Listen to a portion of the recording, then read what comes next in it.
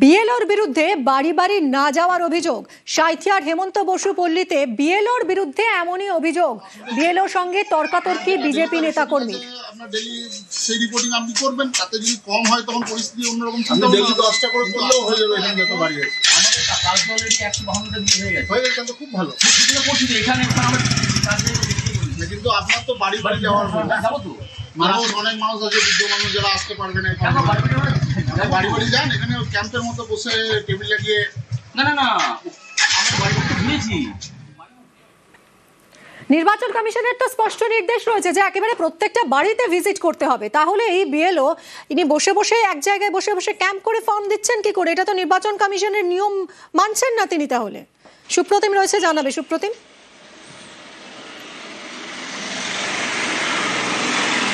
একদমই, দেখো বিএলও নিয়ম মানছেন না এমন অভিযোগ তুলে কিন্তু বিজেপি নেতাকর্মীরা সেখানে বিএলওর সঙ্গে তর্কাতর্কিতে জড়িয়ে পড়ে।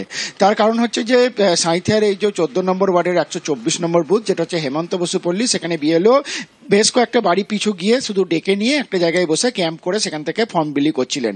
এবং সেখানেই বিজেপি কর্মীদের আপত্তি, তারা হচ্ছে যেখানে নির্বাচন কমিশনের নিয়ম রয়েছে বাড়ি বাড়ি গিয়ে সেখানে প্রত্যেককে ফর্ম বিলি করতে হবে, কেন এক জায়গায় ক্যাম্প করে ফর্ম বিলি করবেন? যদিও বিএলও প্রথমে জানায় যে এতগুলো ফর্ম একসঙ্গে নিয়ে যাওয়া অসুবিধা এবং যথেষ্ট দেরি হচ্ছে এবং গোটা কাজটা যাতে সঠিক প্রক্রিয়ায় তাড়াতাড়ি হয় সেই জন্য সেটা করছেন। তবে তিনি অবশ্যই এটাও মেনেছেন যে তিনি কিন্তু নির্বাচন কমিশনের যে আইন, সেই আইন বিরুদ্ধ কাজ করছেন। তবে তিনি এটাও জানিয়েছেন যে এরপর তিনি যদি সেরকমভাবে নির্দেশ আসে তাহলে কিন্তু বাড়ি বাড়ি যাবে। এই নিয়েই কিন্তু তর্ক বিতর্কটা হয় বিএলও এবং বিজেপি নেতাকর্মীদের মধ্যে। ধন্যবাদ সুপ্রতিম।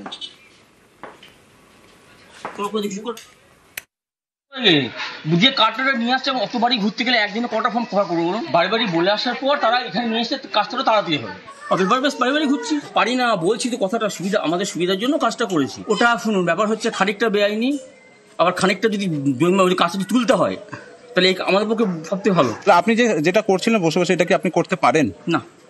বীরভূমে দেখলেন যে বিএলও তিনি এক জায়গায় ক্যাম্প করে বসে ফর্ম দিচ্ছেন বলে অভিযোগ। আর এবার দেখুন তৃণমূল নেতার বাড়িতে এসআইআর ফর্ম বিলি। ভগবানগোলায় বিএলওর বিরুদ্ধে চাঞ্চল্যকর অভিযোগ। কোথায় ঘুরে আসলেন? আপনি আমাকে জানিয়েছেন, ঘুরতে গেছেন। আপনাকে আমি বললাম আপনি আমাকে জানাবেন তো, আমরা তো আছি বিএলএ নাকি, আপনি আমাকে জানাবেন তো বেরোচ্ছি।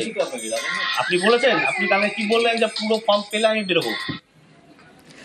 ভগবানগোলার 62 নম্বর বিধানসভার 70 নম্বর বুথের ঘটনা। প্রণবের সঙ্গে কথা বলবো। প্রণব, এই বিএলও তৃণমূল নেতার বাড়িতে বসে বসে ফর্ম বিলি করছেন, কোনো প্রতিক্রিয়া পাওয়া গেছে?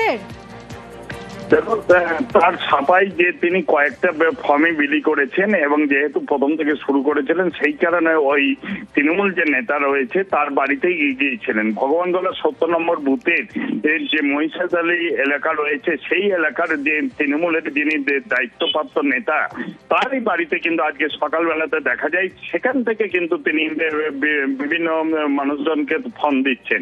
এরপরে কিন্তু ক্ষোভে ফেটে পড়েন সাধারণ মানুষ। তারপরে কিন্তু ভগবানগোলার যিনি বিডিও রয়েছেন তার কাছে অভিযোগ জানানো হয়। তারপরে বিডিও অফিস থেকে লোকজন এসে তাকে ডেকে বিডিও অফিসে নিয়ে যাওয়া হয়। যদিও তার দাবি যেহেতু ফর্ম বেশি ছিল না, সে কম ফর্ম ছিল যতটা প্রয়োজন, সেই কারণে তার বাড়িতে ঢুকেছিলেন এবং বেশ কিছু পরিবার রয়েছে সেখানে, সেই কারণে তিনি দিচ্ছিলেন। তবে এই ঘটনার পুরো তদন্ত হবে বলে কিন্তু জেলা প্রশাসনের পক্ষ থেকে জানানো হয়েছে। ধন্যবাদ প্রণব। এক জায়গায় বসে দেওয়া আপনি একটা পান, তিনটে পান, আমার জানা দরকার নেই। কোথায় ঘুরে আসলেন? আপনি আমাকে জানিয়েছেন, ঘুরতে গেছেন। আপনাকে আমি বললাম আপনি আমাকে জানাবেন তো, আমরা তো আছি বিএলএ নাকি, আপনি আমাকে জানাবেন তো বেরোচ্ছি। আপনি বলেছেন, আপনি তাহলে কি বললেন যে পুরো ফর্ম পেলে আমি বেরোবো? ওই আলতাবারতলা বুথের টিএমসির বুথ সভাপতি এবং ওই বুথেরই বিএলএ টিএমসির, তার বাড়িতে বসে টোটাল ফর্মগুলো বিতরণ করা হচ্ছে। তা আমরা সেখানে গিয়ে প্রতিবাদ করাতে উনি আমাদেরকে উল্টাপাল্টা কথা, আমরা যখন বিডিওকে কমপ্লেন বলছি, বিডিওকে কমপ্লেন করছি বা এআরওকে জানাচ্ছি, উনি তা সত্ত্বেও কোনো কথা শুনেননি। সেটা আমাদের প্রশ্ন যে আপনি বাড়ি বাড়ি গিয়ে ফর্ম বিতরণ করেন, আপনি কেন বিএলএর বাড়িতে বসে এবং বুথ সভাপতির বাড়িতে বসে আপনি ফর্ম বিতরণ করছেন? আমার যদি বুথ সভাপতি যদি তৃণমূলের হয় তো ওনাদেরও বুথ সভাপতি আছে বা থাকতে পারে, ওদের দলের হয়ে কেউ কাজ করছে না, বুথ ফাঁকা। সেখানে আজকে মানুষের বিএলও যিনি আছেন সরকারিভাবে, একটা মানুষের পক্ষে সব বাড়ি সম্ভব না, বাইরে থেকে এসে মানুষের বাড়ি চেনা সব সম্ভব না, হয়তো জানতে চেয়েছেন, বুঝতে চেয়েছেন যে কার বাড়ি কোনটা, কোথায় কি ব্যাপার। তো এইটা একটা বিষয়, একটা উদ্ভ্রান্তের মতো কথাবার্তা, প্ল্যানফুলি একটা ষড়যন্ত্র। বীরভূম মুর্শিদাবাদে বিএলওর বিরুদ্ধে অভিযোগ তো দেখলেন, এবার দেখুন খোদ কলকাতায় রাসবিহারী অ্যাভিনিউর লেক গার্ডেন্সে চায়ের দোকানে বসে এসআইআর ফর্ম বিলি করছেন বিএলও। কথা বলবো সান্নিকের সঙ্গে। সান্নিক, এসআইআর এর জন্য বাড়ি বাড়ি গিয়ে এনুমারেশন ফর্ম দেওয়ার কথা বিএলওর, তা না করে তিনি বসে আছেন চায়ের দোকানে, কি বলছেন, কেন?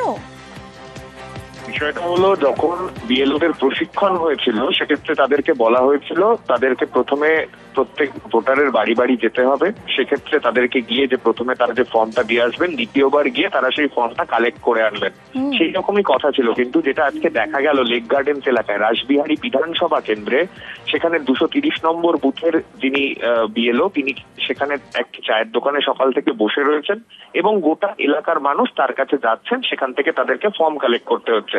এবার প্রশ্ন উঠছে এই জায়গাতেই, যেহেতু বিএলওরা বাড়ি বাড়ি গিয়ে গোটা বিষয়টা ভেরিফাই করে তবেই এই গোটা প্রক্রিয়াটা সম্পন্ন করবেন, সেখানে যদি তিনি এইভাবে একটা জায়গায় বসে থাকেন এবং যারা আসছেন তাদের নাম শুনে তিনি তাদের হাতে ফর্ম দিয়ে দিচ্ছেন, সেক্ষেত্রে এই গোটা প্রক্রিয়ার স্বচ্ছতা নিয়ে এবং নির্বাচন কমিশনের নিয়ম যে উল্লঙ্ঘন হচ্ছে সেই বিষয়টাও কিন্তু একেবারে স্পষ্ট হয়ে যাচ্ছে।